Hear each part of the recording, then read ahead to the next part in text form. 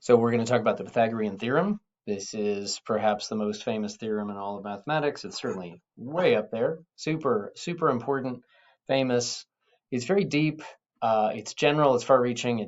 There's so many places where people use Pythagorean ideas that if you learn them at some point, they might seem very far afield from geometry.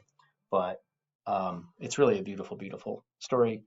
And it's right within our grasp. We're almost there. It's really natural. We just have to be a little confident and maybe slightly clever, but really not very clever. So we have our standard setup for a right triangle. We've been doing various problems like this the last few days, where we've got the two legs, we've got the hypotenuse. The h is all of AB. We've got the two segments of the hypotenuse. We've got the altitude. Oh, that should be labeled A. I think in the next diagram it's labeled. Um, and we're getting pretty good at various versions of the same kind of problem, which is given two of these lengths, find another. And then once you've got three, it's usually pretty easy to find all of the rest if you want to. But there's one version that we've kind of been avoiding that's a little harder, and that is, in a sense, kind of one of the most natural ones. It's just forget about the altitude and the segments and the stuff. Just if you have two legs, the two legs of a right triangle, what the heck is the hypotenuse? That's really a very natural thing. It's all sort of the three outer sides. Okay, so and it turns out we can totally do that if we just write down what we know and don't forget one crucial fact. So let's just do a specific example. Let's say that the legs are 3 and 4, and we want to see what we're going to write down what we know. It'd be great to find h, and we'll be able to do that. But let's not worry about quite yet. Let's just write down what we know. So the key is corollary 2 in our book, which is the one that talks about the legs.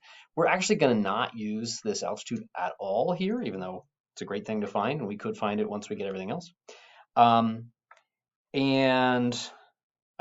So let's write down what corollary 2 says.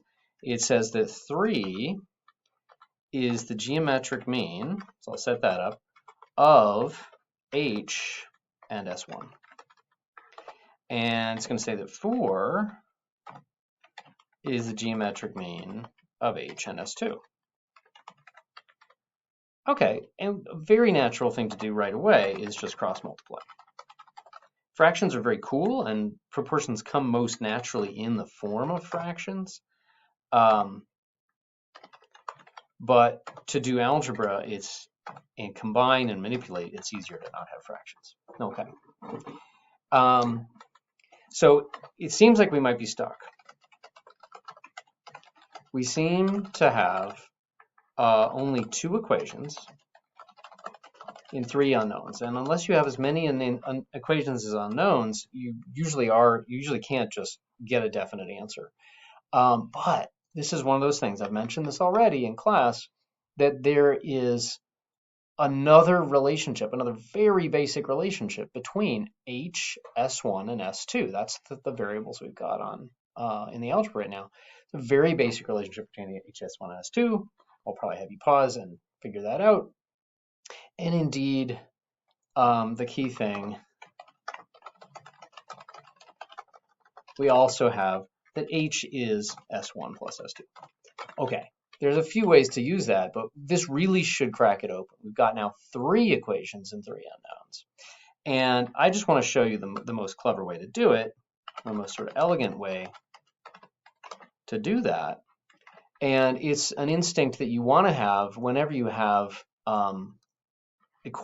multiple equations in multiple unknowns, is the idea of playing these off against each other.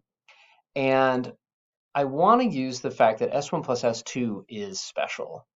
And there's a really nice thing I can do to both these equations that automatically is going to get S1 plus S2 in the mix. And that is, I'm going to add the two displayed equations together.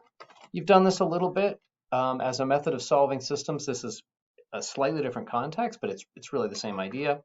And it's a very general thing, is that if we know we can always take one equation. Let's focus on this equation. We know we could always add the same thing to both sides. We do that all the time in algebra. We could add 5 to the left side and add 5 to the right side. We could add h to the left side and add h to the right side if we wanted to. Oops, sorry. And the key is that as long as you're adding the same thing to both sides of that first equation, it's going to be legal, and it doesn't have to look the same. Now, what does this say? This says 16 is the same quantity as HS2. So what I'm going to do is I'm going to add the 16 to the left-hand side, and I'm going to add the HS2 to the right-hand side. That's totally legal because I know those are the same number. They just don't look the same. And what it looks like visually is simply you add the left-hand sides to each other, and you add the right-hand sides to each other. That is always, always a legal thing to do. You have two equations like this, just add the left-hand sides, add the right-hand sides. That is totally, totally legal. And you're really just doing add the same thing to both sides in a way that looks a little more clever. Okay, and now I'm just going to do a very easy step. I'm going to factor out the h. Okay. Now, there's another really easy thing we can do when we're almost done. And that is, now this finally lets us use this, but in a very elegant way. There's other ways you could sort of futz around with these three equations and make progress. You totally could, but I wanted to show you the most elegant way to do that, to combine them. Hey, okay, so this has eliminated S1 and S2.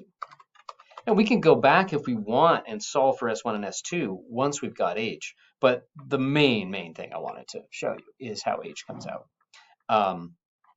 And obviously we have H equals 5. Okay, no plus or minus, right? No plus or minus since this is a length in a geometric picture. Okay. And let's go back and say, well, where did that h come from? Well, I'm gonna rewrite it as h squared, right?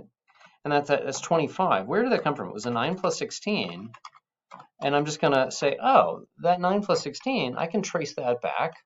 Oh, the 9 was just the square of this length, and the 4 was just the square of this length. Okay. And so we're going to rewrite this in slightly more standard language.